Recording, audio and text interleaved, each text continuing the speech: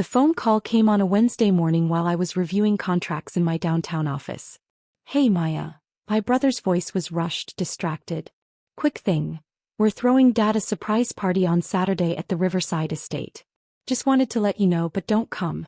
You'll probably ruin it somehow." I stopped mid-sentence in my email. "Excuse me. Look, you always make things awkward," he continued. "And Dad's been stressed enough lately. We want this to be perfect. So just stay home, okay? We'll send you pictures."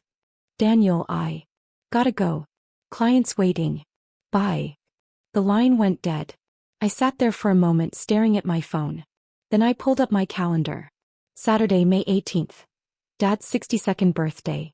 A party at the Riverside Estate, one of the most exclusive event venues in the city. The same venue I'd purchased 8 months ago. My assistant Lauren knocked on my office door. "Miss Torres? The architects are here for the Harbor Point development meeting." "Give me 5 minutes," I said. I pulled up the venue's booking system on my computer. There it was, Daniel Torres birthday celebration May 18th, 6 p.m. 150 guests. My brother had booked my venue, told me not to come, and had no idea I owned the place. I sat back in my chair and laughed. Not a bitter laugh. A genuine, surprised laugh at the absurdity of it all. Then I opened my email and began typing. The thing about my family was that they'd never taken me seriously. I was the youngest, the dreamer, the one who didn't apply herself. When I'd graduated college with a business degree, Dad had sighed and said, "Now maybe you'll get a real job." I'd gotten a real job, entry-level position at a commercial real estate firm. I'd hated every minute of it, but I learned everything I could. I studied property values, zoning laws, market trends. I saved every penny. 3 years later, I quit and bought my first property.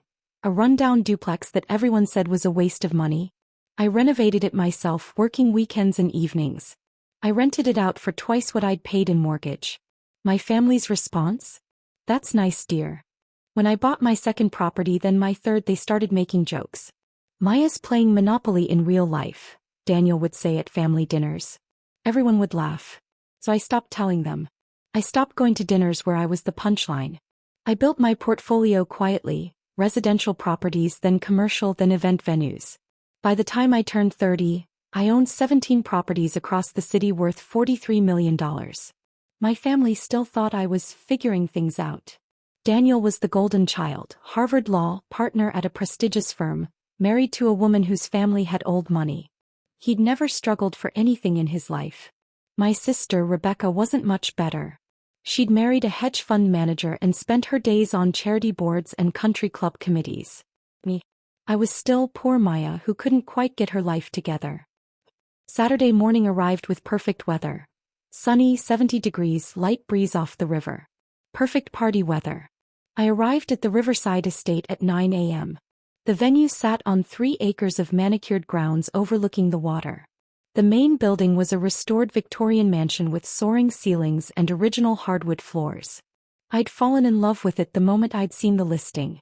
My venue manager, Patricia, met me at the entrance. "Miss Torres, I wasn't expecting you today. Is everything all right?" "Everything's fine," I said. "I wanted to check on the Torres party setup."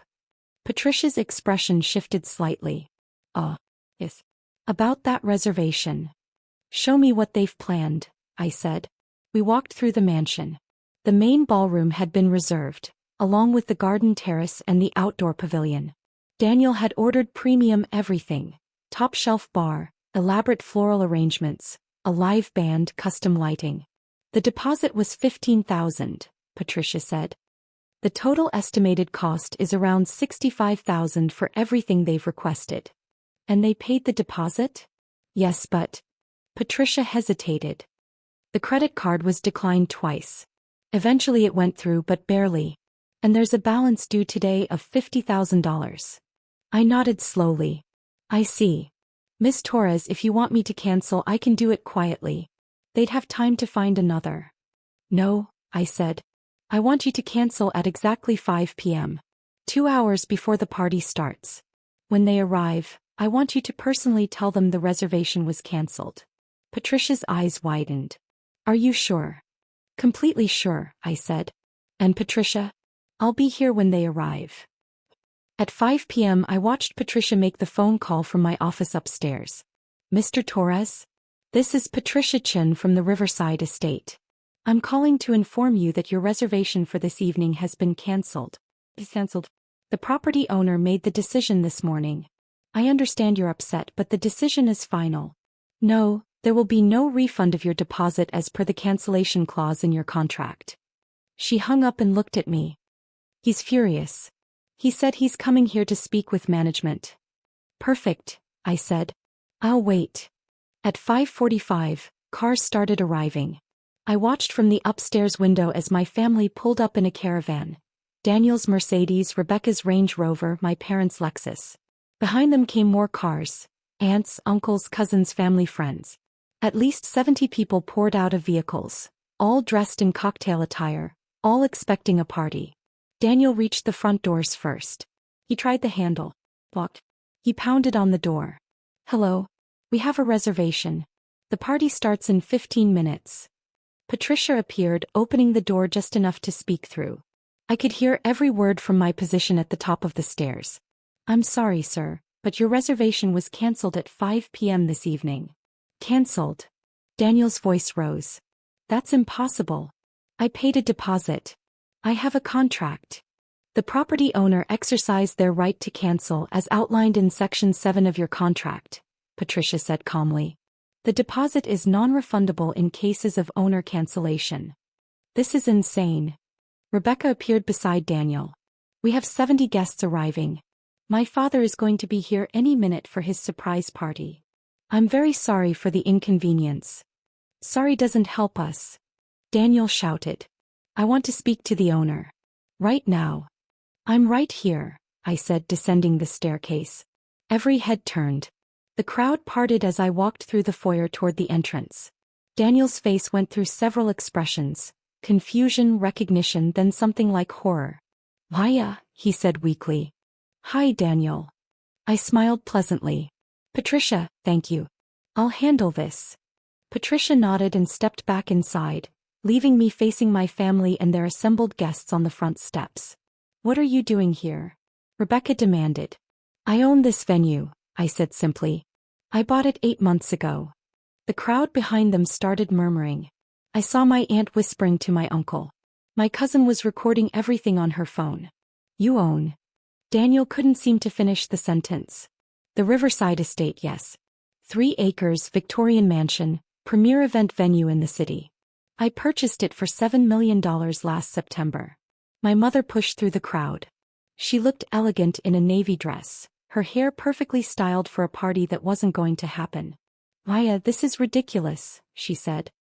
Whatever point you're trying to make. I'm not making a point, Mom, I interrupted gently. I'm running my business. Daniel booked my venue and his credit card barely cleared the deposit. He owes $50,000 for tonight's services, which he clearly can't pay. So I canceled the reservation. You're lying, Daniel said. His face was red now. You don't own this place. You can't even afford. I own 17 properties in this city, I said clearly, making sure everyone could hear. 8 residential buildings, 6 commercial properties, and 3 event venues. My portfolio is valued at approximately $43 million. I've owned this particular venue for 8 months. The silence was absolute. Rebecca found her voice first. That's impossible. You work at that coffee shop. I worked there 6 years ago while I was saving money, I corrected. I haven't had an employer in 5 years. I've been building my real estate portfolio full-time. Why didn't you tell us? Mom asked. Her voice was barely a whisper. I tried to, I said. Remember when I bought my first duplex? I invited you all over to celebrate. You said you were too busy. When I bought my first commercial building, I called Dad. He said, that's nice, and changed the subject. After a while, I stopped trying. Dad had finally arrived. He was getting out of his car, confused by the crowd standing outside instead of inside. When he saw me, his face lit up. Why, what are you doing here? Are you part of the surprise? The question hung in the air like smoke. She ruined the surprise, Daniel said bitterly. She canceled our reservation. What? Dad looked between us, bewildered. He didn't invite me to your party, Dad, I said. He called me Wednesday and told me not to come. Said I'd ruin it. So I canceled the venue reservation. You canceled it because you weren't invited? Dad's voice was sharp. That's petty, Maya. I canceled it because Daniel can't afford it, I said. His credit card barely cleared the $15,000 deposit. He owes another $50,000 for tonight and he doesn't have it. I'm protecting my business. Daniel's face went from red to purple. That's none of your business. It's literally my business, I said. My venue, my financial risk. The cancellation clause exists for exactly this reason. You could have worked something out, Rebecca said. You could have let us pay in installments or... Would you have extended me that courtesy? I asked. Any of you? If I'd needed help, needed flexibility, needed understanding, would any of you have helped me? No one answered. Last year my air conditioning broke, I continued. It was August. 95 degrees. I called Daniel because I knew he had connections with contractors. He told me he was too busy and hung up. I fixed it myself. That's different, Daniel started. 2 years ago I invited everyone to my 30th birthday dinner, I said. Nobody came. You all had other plans. I spent my birthday alone in my apartment eating takeout. Mom's eyes filled with tears. Maya, we didn't realize. You didn't want to realize, I said. It was easier to keep thinking of me as the family failure. The one who couldn't get her life together. It made you feel better about your own choices. A car pulled up, a black SUV with Wilson Catering on the side. The driver rolled down his window. We're here for the Taurus party, he called out. Cancelled, I said. You can head back. We already prepared everything, the driver protested. That's $12,000 worth of food. Send the invoice to Daniel Torres, I said, pointing. He's the one who booked the party. The driver's face darkened. He pulled out a tablet. We have a cancellation policy. I'm aware, Daniel said through clenched teeth. Just leave. 3 more vendors arrived in the next 10 minutes. The florist. The band. The photographer. Each one was turned away, each one with invoices and cancellation fees. I watched Daniel's face grow more and more panicked with each arrival. How much? Dad finally asked him. How much do you owe? I don't, it's not, Daniel couldn't meet his eyes. $78,000, I said. Give or take. That's venue cancellation, catering cancellation, flowers, entertainment, photography. All with non-refundable deposits or cancellation penalties. Dad stared at his son. You don't have $78,000? I have it, Daniel said defensively. It's just tied up in investments and... You couldn't afford this party, Dad said flatly. You booked something you couldn't pay for. I was going to figure it out. Daniel shouted. I was going to make it work. This was supposed to be special for you. By going into debt? Dad asked. By writing checks you can't cash? Better than doing nothing. Daniel shot back. Better than being like Maya, who didn't even plan anything for your birthday. Actually, I said quietly, I did plan something. Everyone turned to look at me. I bought Dad a gift, I continued. I was going to give it to him tomorrow at lunch. Just the 2 of us. Nothing elaborate. Nothing expensive. Just something I thought he'd appreciate. What gift? Dad asked. I pulled an envelope from my purse and handed it to him. Open it. Dad opened the envelope with shaking hands. Inside was a single sheet of paper, a property deed. You bought me property? He said, confused. I bought a property, I said. Not just any place, the cabin on Lake Morrison. The one you and Grandpa used to fish at. The one you've talked about for 30 years. It went up for sale 3 months ago. I bought it. It's yours. Dad's hand shook. The Morrison cabin? How did you? I called the owners, I said. Made them an offer they couldn't refuse. I renovated it completely. New roof, plumbing, electricity. It's just like you remember, only better. Dad started crying. My father, who never cried, had tears in his eyes. The key's inside, I said softly. Happy birthday, Dad. He hugged me tight. Thank you, Maya. Everyone was watching. Some teary-eyed. Rebecca stunned. Daniel pale. How much did that cost? Mom asked. $1.2 million, I said. You spent over $1 million on a cabin? Rebecca whispered. I spent it on something that makes Dad happy, I said. Not a flashy party he'd forget. Dad stared at the deed. This was Grandpa's favorite place. I know, I said. I listened. As the guests left, my relatives hugged me and apologized. Daniel stood by his Mercedes, his perfect party ruined. I walked over. You could have just invited me, I said. That's all I wanted, to be included. You don't get it, he said quietly. You've always been different. You make me look bad. I made you look bad? I asked. Or did you do that by trying to impress people who don't care? He said nothing. I'll cover the cancellation fees, I said. All of them. So Dad's birthday isn't remembered for your debt. Daniel blinked. Why would you do that? Because you're my brother, I said. And Dad doesn't need this stress. I don't need your charity, he muttered. It's not charity, I said. It's family.